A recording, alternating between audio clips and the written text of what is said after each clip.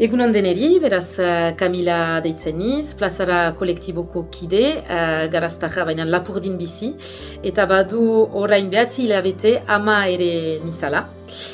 Euskarak leku garrantzitsua duen egunerokoan, etxean Euskaraz mintzo baigira, Euskaraz lan egiteko xantza baitut, eta bereziki Euskara bihotzeko hizkuntza baita, Euskara izaitearen parte bat da.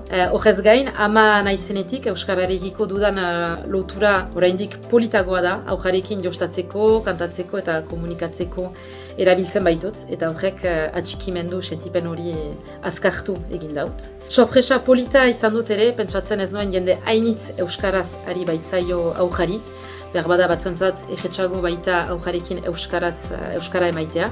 Baina buraso gisa badakigu aujaren garapenean imitazioak funtsezko lekua duela, eta beraz pentsatzen dut garrantzitsua dela ere aurrek ikus eta entzun dezaten Euskara ez dela bakarrik aurren hizkuntza edo ikastetxe, eskola, ikastolako hizkuntza, baina nortik haratago ere bizi dela. Beraz, buraso gisa edo orokorrean heldu gisa, segi aurrarekin Euskaraz, eta ausartu ere beste guziekin Euskarari balioa emaiten, Euskaraz mintzatzen, Euskaraz gozatzen, maite dugun musika entzuten, EHZ eta libertimendu, Euskarazko ateraldietara joaiten, korrikara joaiten, eta buraso guziak eragiten albaitute aujaren hizkuntza unibertsoan. Izan Euskaldun edo Euskara oraindik ez dakitenek ere, Euskarazko aurtzaindegi edo ikastegiak hautatuz, eskolatik kanpoko aisialdiak Euskaraz proposatuz, olerkiak, liburuak Euskaraz irakurriz, kantatuz, hizkuntza aujarekin batera ikasiz edo lehen hitzak ere praktikatuz. Euskararekin sortzen den lotura honek ez baitu perfektua izan behar, baina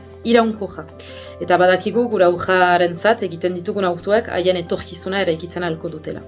Eusfera bezalako ekimenek elkar ezagutza mementoak eta Euskaraz hitzordu goxoak proposatzen dituzte, motivazioa eskaintzen dute, eta erakusten dute ere hizkuntzaren transmisioaren autori ez dela bakarrik auja eta burasoen arteko ahemanean mugatzen, baizik eta hizkuntza komunitate oso batetan.